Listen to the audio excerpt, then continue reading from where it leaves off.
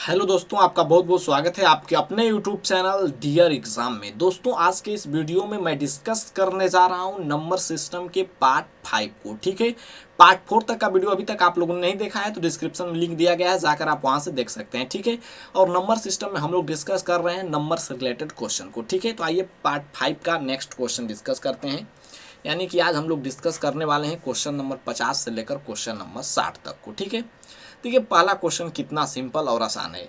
बोला है कि यदि किसी संख्या में 5 जोड़ा जाता है तो परिणाम संख्या के दोगुने से 10 कम प्राप्त होता है, तो वह संख्या क्या है। देखो, इससे आसान क्वेश्चन नहीं होता है नंबर से रिलेटेड। ठीक है, वह संख्या क्या है। तो मान लीजिए कि संख्या x है और x में क्वेश्चन बोल रहा है कि 5 जोड़ने पर परिणाम जो है संख्या के दोगुने से 10 कम प्राप्त होता है। तो संख्या के दोगुने से यानी 2x से 10 कम प्राप्त होता है, तो संख्या क्या है। देखिए, तो x का वैल्यू पूछा है, तो 2x में से x गया, आपको हो जाएगा x, और 10 इधर जाके जुड़ जाएगा तो हो जाएगा 15। तो x बराबर कितना आ गया, 15।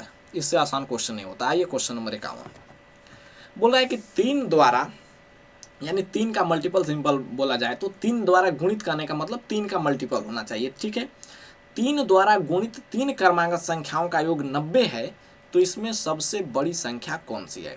एक चीज़ें मैं आपको समझा दे रहा हूँ, उससे आपका 4-5 क्वेश्चन बन जाएगा एकदम पानी हवा की तरह, एकदम सिंपल तरीका से। वो चीज़ क्या है समझो, कि अगर आपको क्रमागत या फिर लगातार या फिर सक्सेसिव संख्याओं का औसत पूछा जाए ना, तो जो एग्जैक्ट बीच की संख्या होती है वही आपका औसत होता है। जैसे समझिए यहाँ पर मेरे दोस्त, मैंने यहाँ पर आपसे संख्या लिख दिया 1 2 3 4 5 6 7 8 9 10 11, कुछ भी लिख दो। ठीक है, और मैंने पूछ दिया आपसे कि इसका औसत क्या होगा, इसका एवरेज क्या होगा। तो आप क्या करोगे, या तो आप टोटल को जोड़ोगे, जितना संख्या है उससे भाग दोगे, एवरेज निकालोगे, या फिर मैं आपको जो लॉजिक बता रहा हूँ उससे आप तुरंत निकाल सकते हो। जैसे देखो, एग्जैक्ट बीच में देखो कि कौन संख्या है।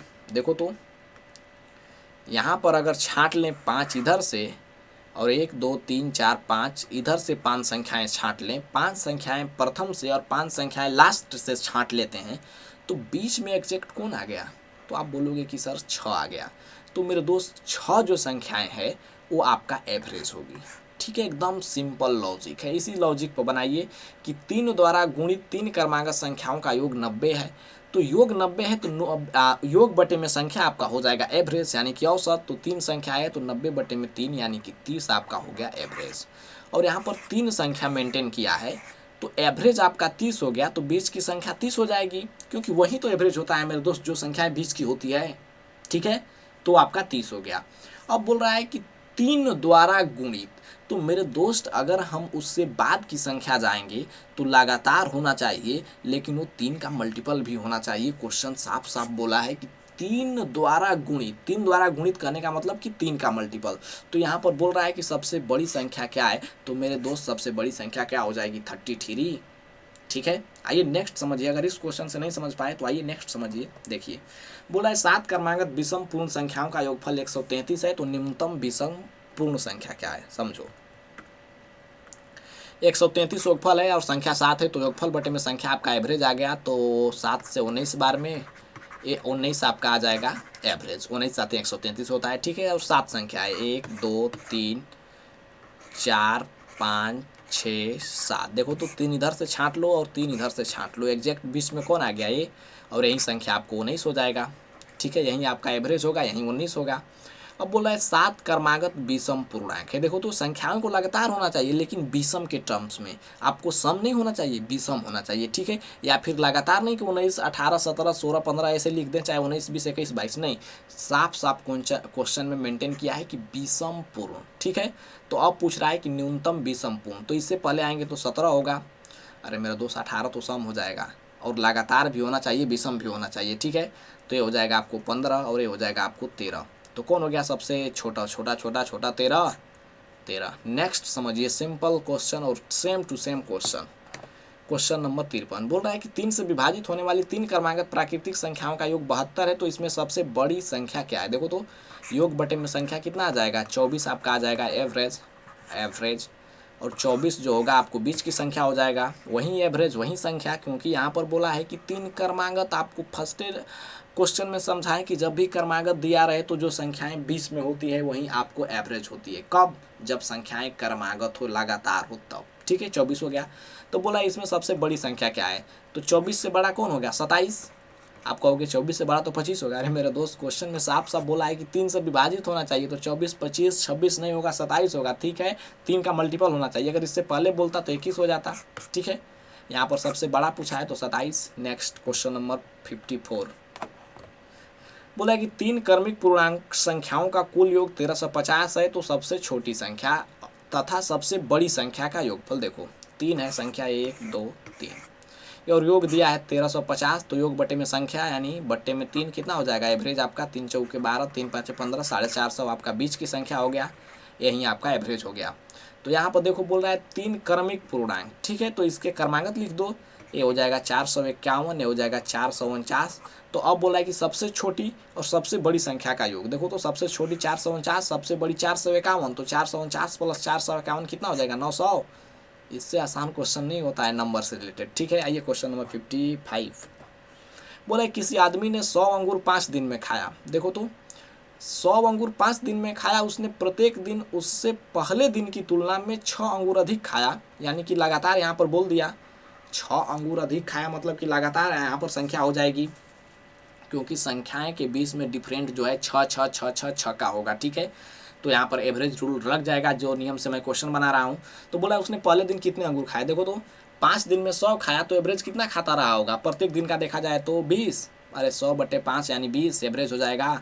और बोल रहा है कि 5 दिन, तो 1 2 3 4 5, ये बीच में हो गया आपको 20 अंगूर खाया। ठीक है, तो बोल रहा है कि पहले दिन की तुलना में 6 अंगूर अधिक खाया, तो पहला दिन कितना अंगूर खाया,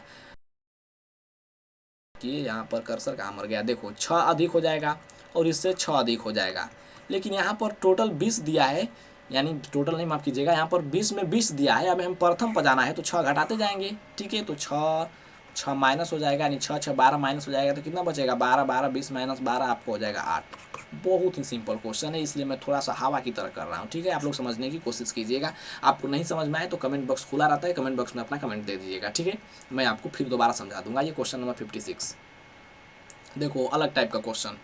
बोला है कि एक रस्सी की लंबाई 120 मीटर नापने के बाद ज्ञात हुआ कि मीटर की छड़ जो है 3 सेंटीमीटर अधिक लंबी है, तो रस्सी की सही लंबाई कितनी है। तो सही लंबाई कितनी होगी, जब भी होगी तो 120 मीटर से कम होगी, क्योंकि 3 सेंटीमीटर अधिक नापने के बाद आपको 120 मीटर आया है। और बोल रहा है कि सही लंबाई, तो मेरे दोस्त ऑप्शन दिया है सब 121, 123, 123। यहाँ पर देखो तो ये सब नहीं होगा। क्यों नहीं होगा, आप लोग देखते देखते इस क्वेश्चन का आंसर बता दोगे कि आंसर आपका ए होगा। कितना एक्चुअल आंसर होगा उसको गोली मारो, पहले समझो कि आंसर कौन सा ऑप्शन होगा, आंसर ए ऑप्शन होगा। कैसे, अरे मेरे दोस्त, रस्सी की लंबाई 120 मीटर मापने के बाद किसी को ज्ञात होता है कि 3 सेंटीमीटर अधिक लंबा नाप दिया गया है। ठीक है, यानी जो मीटर वाला रहता है ना, इतना बड़ा बड़ा 1 1 मीटर का जो छड़ जो साड़ी वाड़ी की दुकान पर आप लोग देखे होइएगा, वो 3 सेंटीमीटर अधिक लंबा था।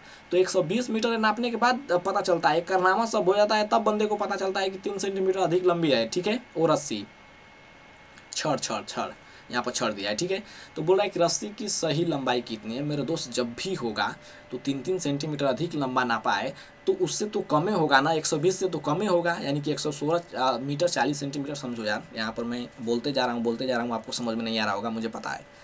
देखो, मीटर जो है कि छड़ 3 सेंटीमीटर लंबी है, यानी 1 मीटर रहना चाहिए, तो 3 सेंटीमीटर अधिक लंबा नाप दिया है। तो 120 मीटर नापने में कितना अधिक लंबा नाप दिया है, 120 मल्टीप्लाई बाई 3 सेंटीमीटर, यानी 360 सेंटीमीटर अधिक लंबा नाप दिया। और 360 सेंटीमीटर कहने का मतलब 3 मीटर 3 मीटर 3 मीटर और 60 सेंटीमीटर लंबा नाप दिया।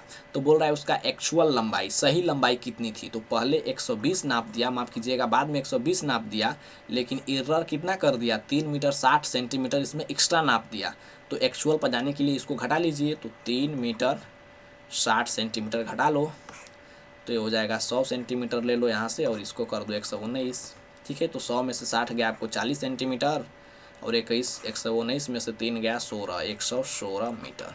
ठीक है, 116 मीटर और 40 सेंटीमीटर आपका एक्चुअल लंबाई थी। लेकिन आपको इस सब कैलकुलेशन करने की कोई आवश्यकता नहीं है, थोड़ा सा क्वेश्चन को लॉजिकल सोचते हो तो ए ऑप्शन आपका तुरंत आ जाएगा। ठीक है, ये क्वेश्चन नंबर 57 देखिए बहुत ही बढ़िया क्वेश्चन, यहाँ पर समझिए। बोल रहा है कि एक विद्यालय के प्रत्येक वर्ग में 24 यानी 24 स्टूडेंट थे।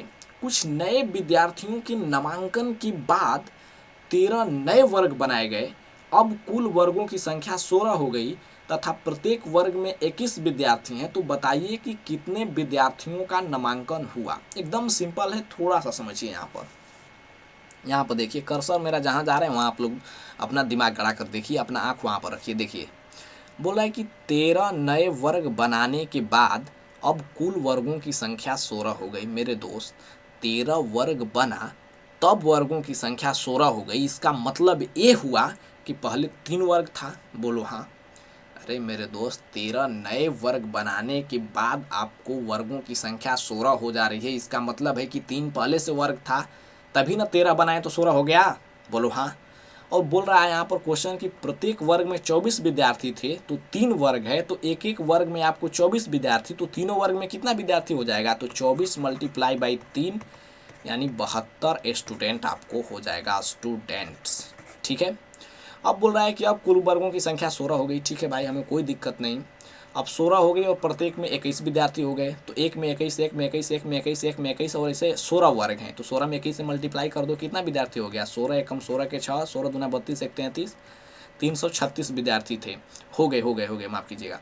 पहले 72 ही विद्यार्थी थे, अब 336 हो गए, यानी एक्स्ट्रा कितना नामांकन ले लिया, तो घटा दो। 6 में से 2 गया 4 और 13 में से 7 गया 6, ये हो जाएगा 264 विद्यार्थी जो थे नामांकन ले लिए। ठीक है, इससे शॉर्ट मेथड नहीं होता। आइए नेक्स्ट क्वेश्चन नंबर 58। बोला कुल मित्रों ने पिकनिक पर जाने का निर्णय लिया तथा इस पर 768 रुपया खर्च करना निश्चित हुआ कि भाई जाएंगे तो 768 रुपया खर्च होना तो तय है। ठीक है। इसमें से 4 मित्र के न आ पाने के कारण प्रत्येक मित्र को 16 रुपया अतिरिक्त देना पड़ा। कुल मित्र पिकनिक पर गए। कुल कितने मित्र पिकनिक पर गए समझो। यहाँ पर जैसे 50 रुपया टोटल खर्चा हो रहा है और 10 मित्र हैं, तो एक एक पर कितना पड़ा, 5-5 रुपया पड़ा। उसी प्रकार हम मान लेते हैं कि टोटल यहाँ पर फ्रेंड जो था, फ्रेंड यानी टोटल फ्रेंड एक्स था।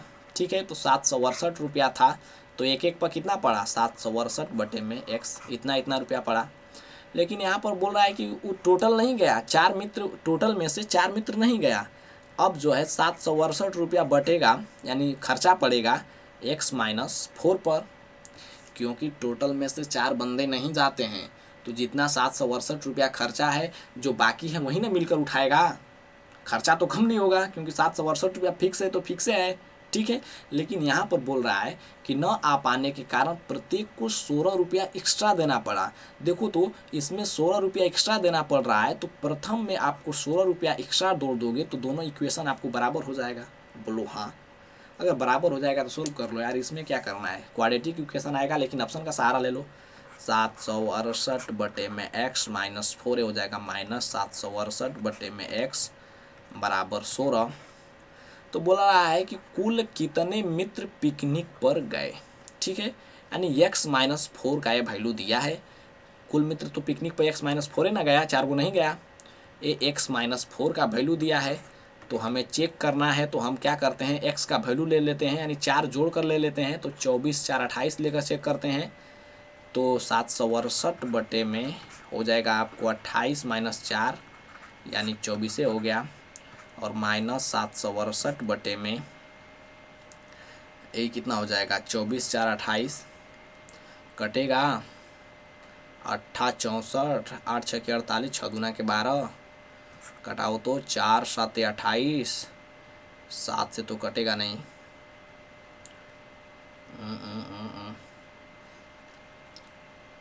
कटा के देखते हैं, ये तो सिंपल कट ही नहीं रहा है, फ्रैक्शन में आ जाएगा, लेकिन हमें 16 लाना है।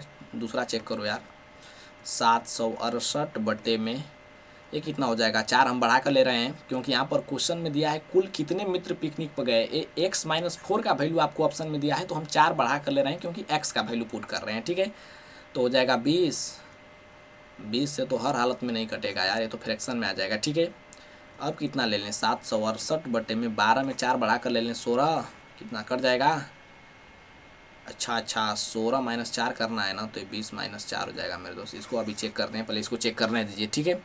तो हो जाएगा 16 - 4, यहाँ पर x - 4 है तो 12 हो जाएगा। तो 12×6 = 72, 12×6 = 72, 4 12 × 4 = 48, 64 बार में कट गया और हो जाएगा 768/x, यानी कि 12×4 = 16 रख रहे हैं। तो 16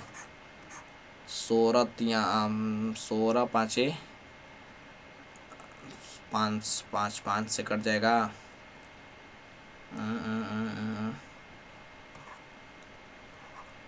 80 आ जा रहा है।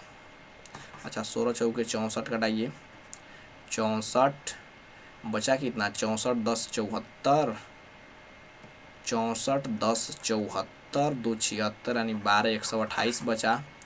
तो 16 8 8 128, 8 से कट गया 48, तो 64 - 48 कितना आ गया, 64 - 48 कितना आ गया, 14 में से 8 गया 6, और 5 में से 4 गया 1, 16, और 16 हमको लेना था। समीकरण सेटिस्फाई हो गया यार। तो आपका आंसर हो जाएगा 12 जो मित्र थे पिकनिक पर गए। लेकिन आप सोचोगे कि यार इतना करोगे कैसे। मेरे दोस्त थोड़ा सा फास्ट कीजिएगा, आपका क्वेश्चन बन जाएगा। या फिर यहाँ पर ये इक्वेशन है, आप क्वाड्रेटिक इक्वेशन हल कर सकते हो, इसके सिवाय इसका कुछ सोल्यूशन नहीं है, ठीक है। या तो ऑप्शन रखिए, थोड़ा सा दिमाग लगाकर फास्ट कीजिए। मैंने यहाँ पर थोड़ा सा धीमी कर रहा था, ठीक है, क्योंकि आपको भी देखना था। अपने आप करके निकल जाते तो कुछ प्रभाव नहीं पड़ता, लेकिन आपको एक एक बारीकी से चेक किया। आप लोग क्या कीजिएगा कि ऑप्शन चेक कीजिएगा ऐसे क्वेश्चन का, या फिर क्वाड्रेटिक इक्वेशन हल करने की कोशिश नहीं कीजिएगा, ठीक है। आइए क्वेश्चन नंबर 59 बोले कि यदि संख्या के किसी संख्या के 25% को किसी दूसरी संख्या से घटाया जाए तो दूसरी संख्या इसकी घटकर 5/6 आ जाती है, तो प्रथम तथा दूसरी संख्या का अनुपात देखो कितना सिंपल है।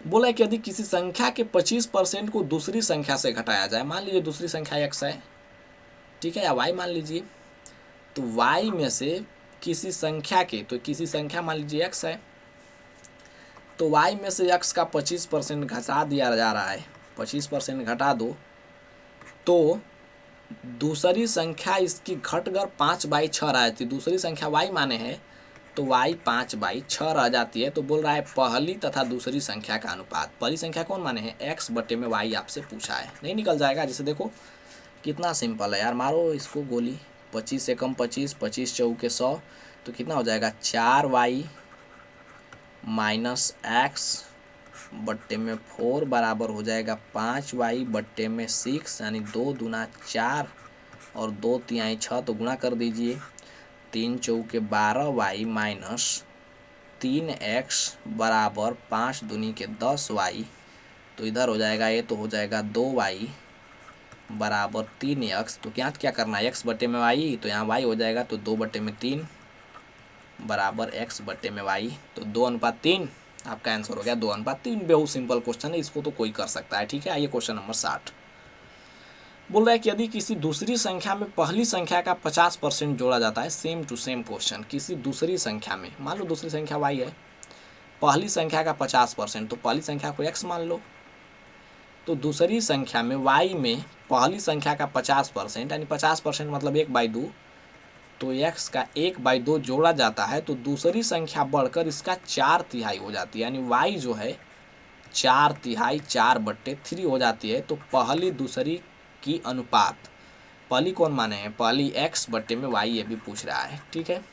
हल कर लो यार, ये हो जाएगा 2y + x बटे में 2, ये हो जाएगा 4y बटे में 3, तो कितना हो जाएगा 3 दूनी के 6y + 3x बराबर 4 दूनी के 8y, तो 8 में से 6 गया आपको 3x बराबर 2y, तो x बटे में y बराबर कितना आ गया, ये हो जाएगा 2:3, ठीक है। तो इसका आंसर मिल रहा है, हाँ ऑप्शन नंबर सी हो जाएगा, ठीक है। तो मिलते हैं नेक्स्ट वीडियो में, इसका पार्ट 6 लेकर, और क्वेश्चन नंबर हम लोग 61 से डिस्कस करेंगे क्वेश्चन नंबर 70 को, ठीक है। तो एक काम करो यार, चैनल को सब्सक्राइब करके बेल आइकन को जरूर प्रेस करो, ताकि जब रोज़ मैं वीडियो अपलोड करूँ तो नोटिफिकेशन आपको मिलता रहे, ठीक है। नहीं तो फिर मामला हो जी तो गड़बड़। क्योंकि आप लोग सब्सक्राइब नहीं करोगे तो ये सब क्वेश्चन कैसे आप डील कर पाओगे, ठीक है। और बहुत सिंपल सिंपल क्वेश्चन आपको नंबर सिस्टम से बनते हैं। नंबर सिस्टम में एक्चुअल नंबर सिस्टम का ये टॉपिक आज चैप्टर नहीं है। नंबर सिस्टम में हम लोगों को नंबर पढ़ना होता है, वो नंबर का ये सब क्वेश्चन है, ठीक है। और नंबर से कोई लोग नहीं पढ़ाता है, नंबर को छोड़ देता है कि यार छोड़ो इसको, लेकिन उससे भी बहुत लॉजिकल क्वेश्चन बनते हैं। जैसे पार्ट 3 और 4 देखिएगा कितना लॉजिकल क्वेश्चन है, ठीक है। तो मिलते हैं नेक्स्ट वीडियो में। Thank you very much.